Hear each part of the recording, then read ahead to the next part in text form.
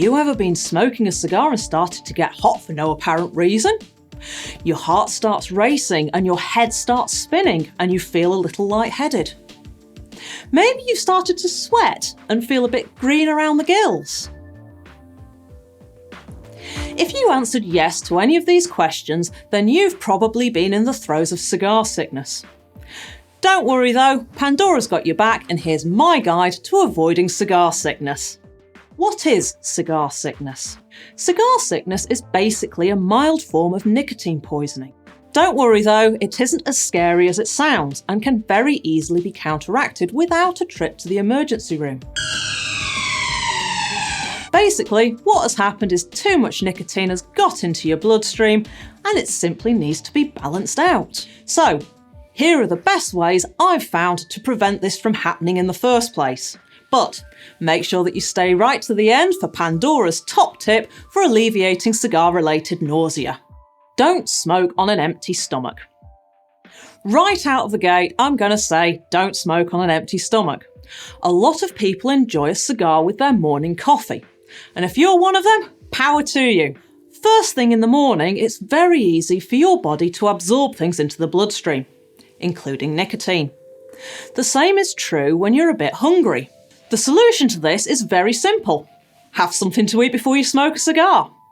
If I'm smoking a strong cigar such as the La Flor Dominicana El Carajon or the Hiraman Solomon Karamas, I'll often have a bowl of nuts or some buttered bread to nibble on at some point. If I'm out and about, I might treat myself to a plate of chips.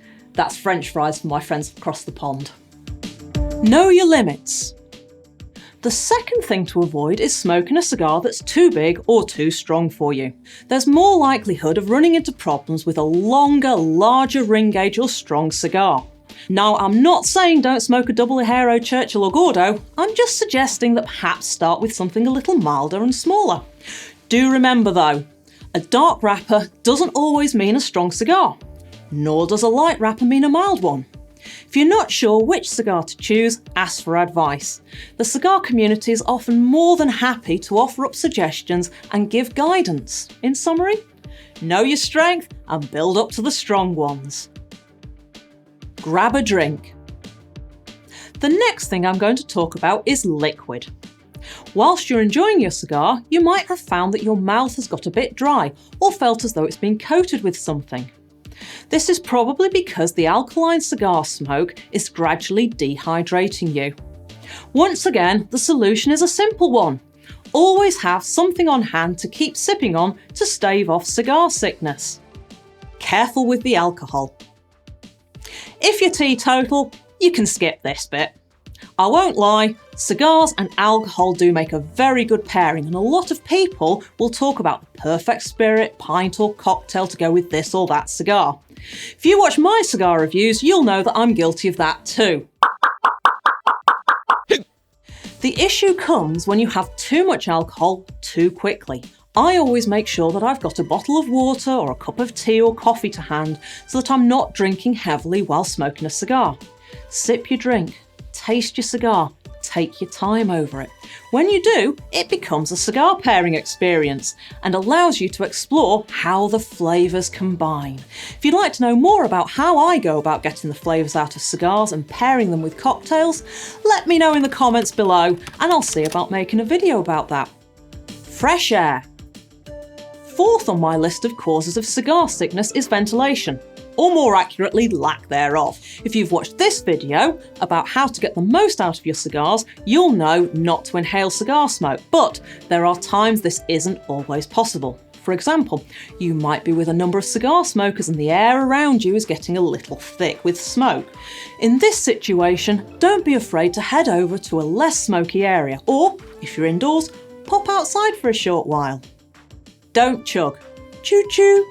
You might have heard the term hotboxing. No, this isn't slang for female pugilists, but rather where you're continually puffing on a cigar, and it can be another cause of cigar sickness. Not only does this make a crazy amount of smoke that you and those around you might inhale, but it also creates a buildup of carbon and other unpleasant things in the cigar, which will not only encourage a swift trip to the bathroom, but can also reduce and sully the flavours in your cigar. Allow the cigar to rest and breathe between puffs. If you start feeling a little nauseous, there's no shame in leaving your cigar alone for a while. Most well-constructed cigars can be left for a few minutes between draws without any risks to them. If it does go out though, just relight it and carry on enjoying your cigar. Look after your cigars. The final potential cause of cigar sickness that I want to talk about is the care and storage of your precious sticks. There's nothing more unpleasant than smoking a cigar that has not been well looked after.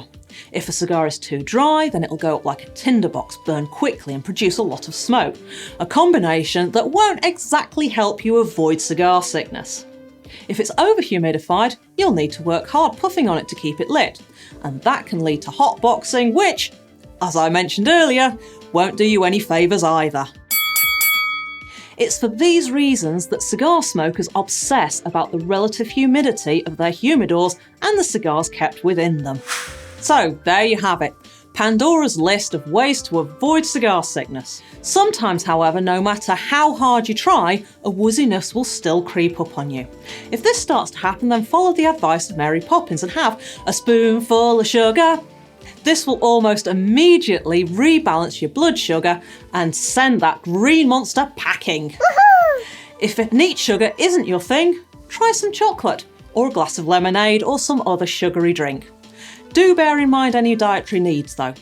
With that out of the way, why not check out one of these videos to help you decide which cigar to light up next?